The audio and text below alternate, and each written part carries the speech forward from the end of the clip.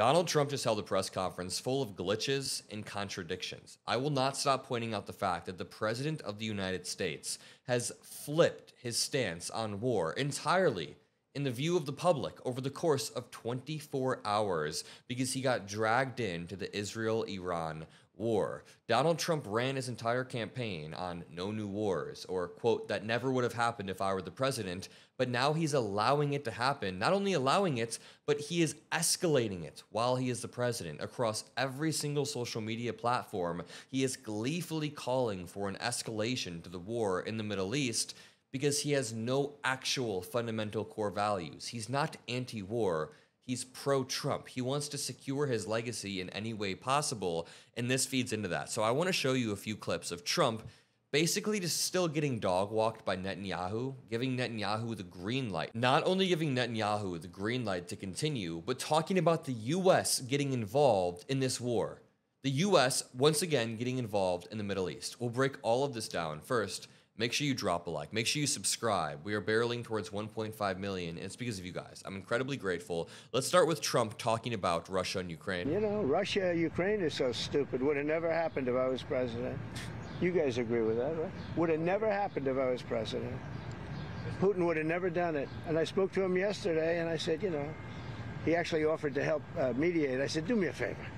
Mediate your own. Let's mediate Russia first, okay? I said, Vladimir, let's mediate Russia first. You can worry about this later. But Donald Trump is admitting in this clip that Vladimir Putin was trying to play him as a fool, as he always does. And he did play him as a fool. He said, look, I could step in and mediate this conflict for you. And Trump doesn't have the goal to say, end your war, pull your troops out. He just says, mediate your own conflict. I think that's going to work out too, but it's so many people have been killed.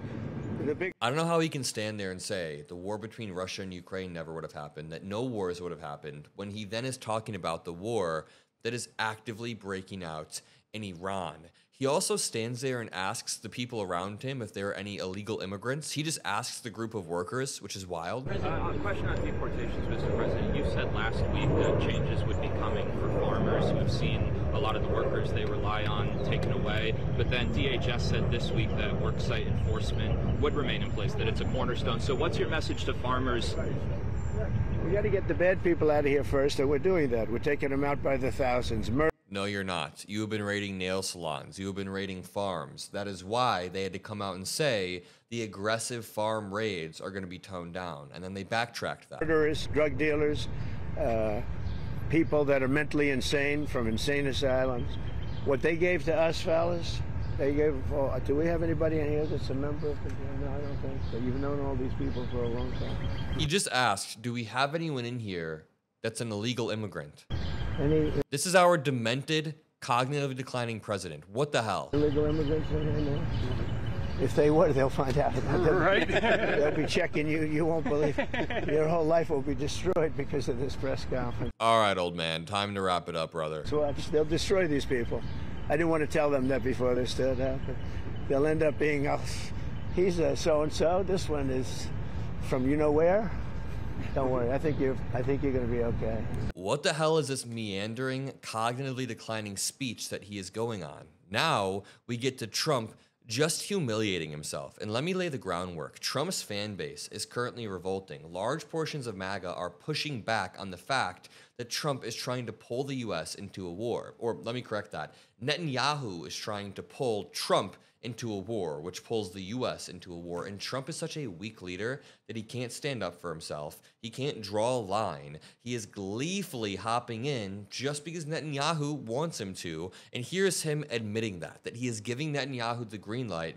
And it's humiliating.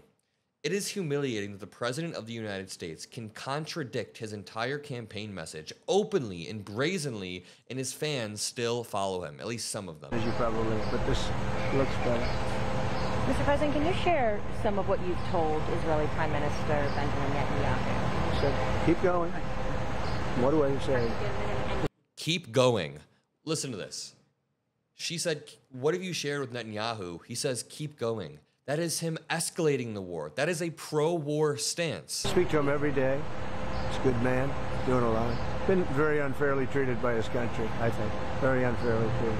Oh my God. Now he's pushing the Netanyahu is being persecuted theory. Have you given him any indication that you may seek to aid them more than you have already? No, I haven't. So far, he's done a good job. He has been treated very unfairly. You know, he's a wartime president, and he's going through this nonsense. It's ridiculous. Sounds like you got a good agree meeting. with him that... Yeah, the National Security Council. Very good meeting, yeah. Anything that came up. A very good meeting where you didn't give any pushback and you said you can do whatever the hell you want. And then he's asked about supporters that are revolting, and this dude is in denial. He's saying that his supporters aren't revolting, but I will prove that. I will disprove that in just 1 second. But some of your supporters are wary of the U.S. getting involved in another foreign wall, and some believe that we should support... Do you ever ask a positive question at CNN? My supporters are more in love with me today, and I'm in love with them more than they were even at election time, where we had a total a landslide. We had, you know, we won all 7 swing states. Did CNN report that? We won all 7 out of 7, which... Yeah, of course CNN called that, and you're wrong. CNN is also reporting that your approval rating is the lowest it's been. Even Fox News had a poll showing that Trump's approval is dropping, not only regarding domestic issues like the economy, but also stuff like the border and wars and foreign policy, because Trump cannot end any wars. He can't prevent any wars. He is a weak leader with no backbone, and nobody's scared of him. Nobody is scared of what Trump's going to do. Now, I want to show you what his Truth Social replies look like, because as he says that his supporters are more in love with him, when he tweeted unconditional surrender, Kenny Collins said, "We didn't vote for this. We voted for America first, not Israel first." And if you scroll through, a lot of people are mad. Whatever happened to no new wars and staying out of other countries' problems? Someone said, "Stop taking us into war. You're going against everything MAGA voted for. You will start complete worldwide nuclear war. Stop listening to war pigs. This is not America's fight." Someone said, "You said no more endless wars." They are just whining in the replies. Oh, someone says, "There are too many people reacting to Trump's words on here. You don't know what he does." Okay, so there are still cultists. There are still the MAGA cultists. Good, good. Now we continue with Trump saying that gas across the country is like less than $2. I'll disprove that after. In California, you know, we've got some gas stations where just 2 weeks ago, it was $1.98, $1.99. We've got the gas down below. Then we have this little situation which will drive it up a little bit, but very little. And it's going to come down again. It's going to give people a lot of extra money. Groceries are down. Eggs are down. You know, the eggs, right? They hit me the first week about eggs. But in California, you know, we've got... Gas was never under $2 anywhere. I mean, here's a really cool interactive map about, like, it shows what gas looks like across the country right now. In some of the higher states, like Illinois, where I live, it's $3.40. That is basically right. California, $4.60. It tends to be higher. In New Mexico, it's a little bit less than $3. In some states, it's still $2.80, a little less than $3. It can be $2.90. It can vary. In Georgia, $2.90 you see. Florida, $3.10. Nowhere is it under $2, and these were prices that you could see during Biden's term at certain points.